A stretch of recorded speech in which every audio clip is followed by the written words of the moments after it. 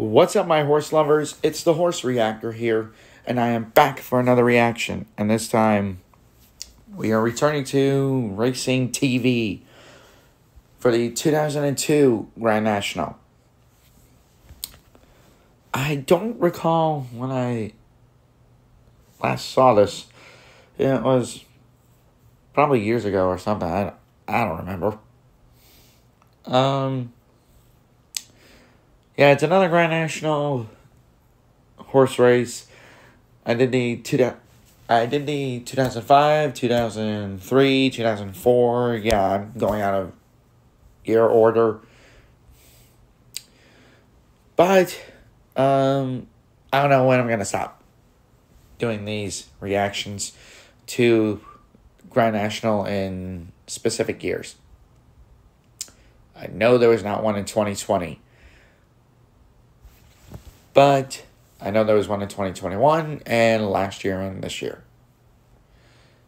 I don't know when I'm going to get to those yet. So anyways, the video is about 10 minutes and 10 seconds long. So let's get to it in 3, 2, 1, play. Alright. The Martel Grand National of Blowing 2002 was run on much better going, officially described as good. Samuel, 40 runners and a blowing wind who'd been so brave in defeat the previous year was sent off the 8-1 fence. Come off the tapes. They're understart orders, they're off for the 2002 Martel Grand National. Racing then for the Martel Grand National of 2002, Streamstown up the inside with Axo, and also in Iskara with Alexander Banquet are amongst those that are pretty prominent as they make their long journey towards the first of the 30 fences. Up on the outside, Wicked Crack has a handy position. The last fling is heading over towards the first. Towards the outside of the field is prominent as we join John Hunt. Keep everything crossed then as they come to the first. Wicked Crack is just about the first over. We've got a faller there. Carry On Harry is down. Wicked Crack is down. Struggler's Glory is down.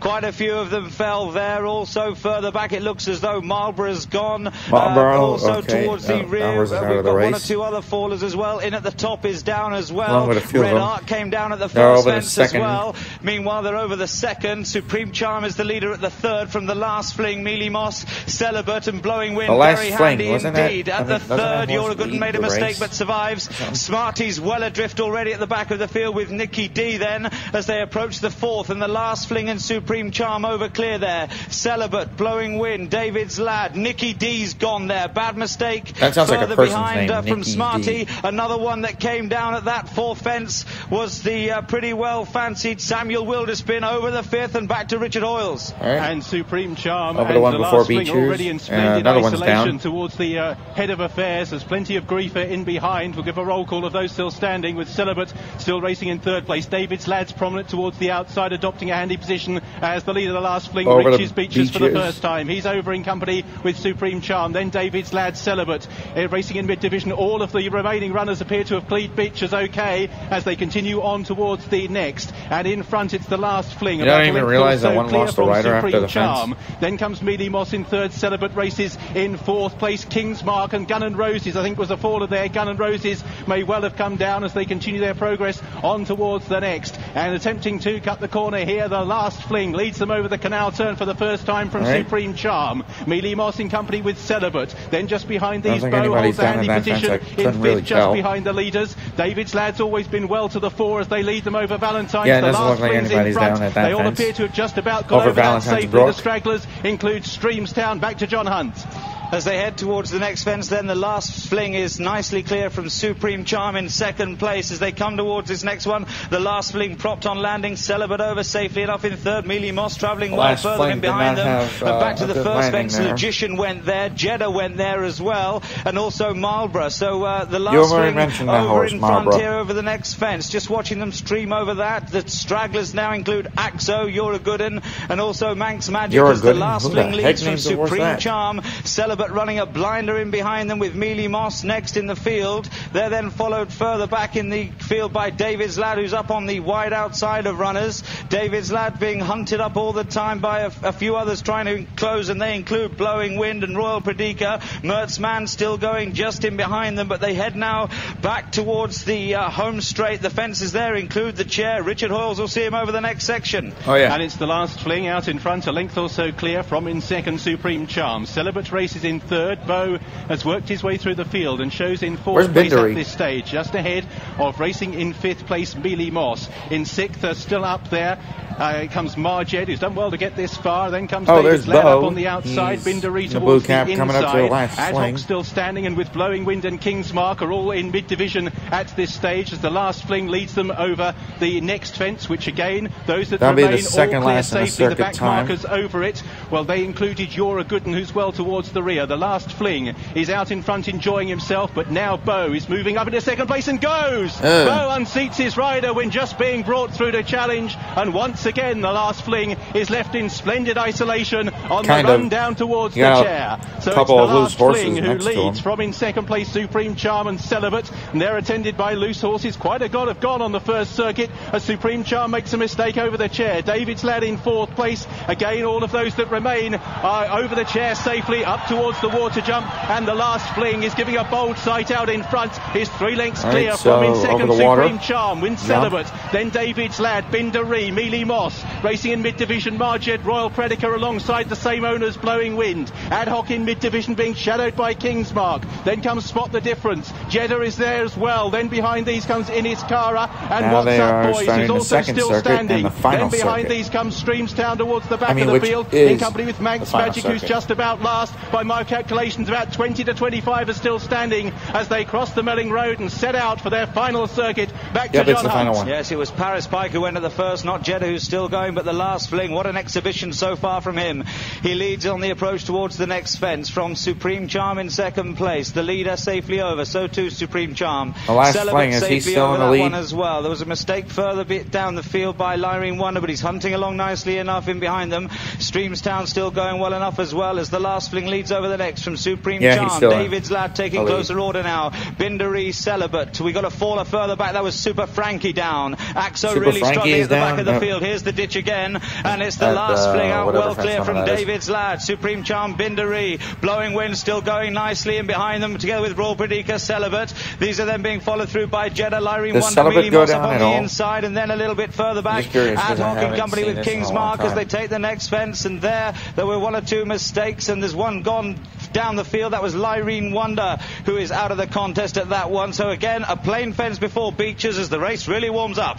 And the last fling is having a really good time out of it in front from David's Lad. Then behind these, Supreme Charm, who's still in close attendance as the leaders just sort of gather themselves now for the final thrust. Binderi, Blowing Wind and Royal Predica. The 2 Peter Deal runners running bold races. King's Mark travels well. Jed is still in there with every chance as Celibate as they reach Beecher's Brook for the final time. And over it in front was for the first time Binderi with a narrow advantage. About a length or so clear from into second place. At the back of the field, Marjed may have been a faller there at Beecher's. As Binderi leads the last fling over the next to point even fence. David's Lad made a mistake. The last fling also an error. What's Up Boys was none too fluent either. And it's Binderi who's gone to the front in the National. Is 3 lengths clear from David's Lad as they continue their progress on towards the canal turn. Supreme Charm is still prominent on the inside in third place. Blowing Wind in 4. King's Mark and Ad Hoc, who saves every yard of ground there on the inside. The last fling is down at the canal turn. The last fling is out of the race. Binderi and David's Lad lead the field over Valentine's. King's Mark comes next,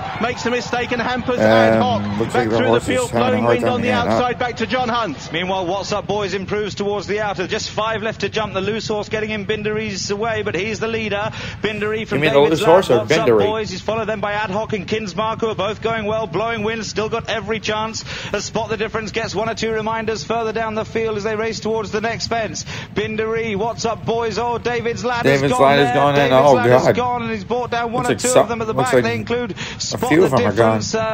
Just going back to the leaders, Btw now with What's Up Boys. These are followed by Kingsmark and Blowing Wind. Ad Hoc was brought down in that melee. He's out of it. And these four have gone nicely clear of the rest of them, headed now by Royal Pradika. Supreme Charm has got a lot to do all of a sudden. So too as Celibate as they race now down towards the closing stages with Btw the leader from What's Up Boys in second place. The finish of the Martel Grand National described for you by Richard Hoyles. And Btw is out in front, still a long way from home, but he's still galloping on relentlessly. Btw for Jim Cullity at Nigel Twiston Davis is 3 to 4 lengths clear. What's Up Boys being driven along. Another grey Kingsmark, then comes Blowing Wind, and this quartet are quite a long way clear of their rivals as they race down towards the second last. And as they do so, Btw with What's Up Boys being galvanised for an effort. 2 from home. What's Up Boys jumps himself alongside Btw there, clear from Blowing Wind. Then comes Kingsmark. Royal Predica is back in 5th place down towards the last. Btw is being hampered by the attention of a loose horse, and What's Up Boys and Btw take the last together. Blowing Wind in 3rd, Kingsmark is back in 4,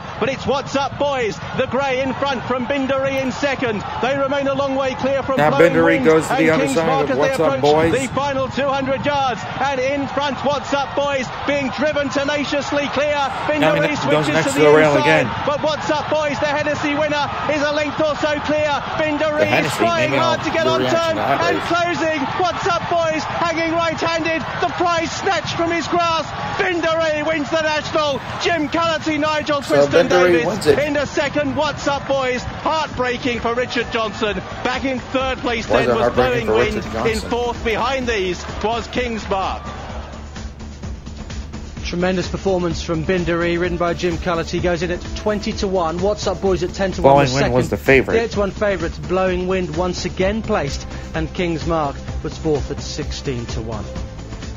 Halfway up the run in, What's Up Boys, the grey nearest the camera, looked to have the race in the bag, but Btw rallied to really good effect under a strong ride from Jim Cullity and obliges about 3. So anyways, that was the 2002 Grand National. What happened to the last flank after he fell at the canal turn on the 2nd circuit? Like, did he not know that a jump was coming or something? I don't know.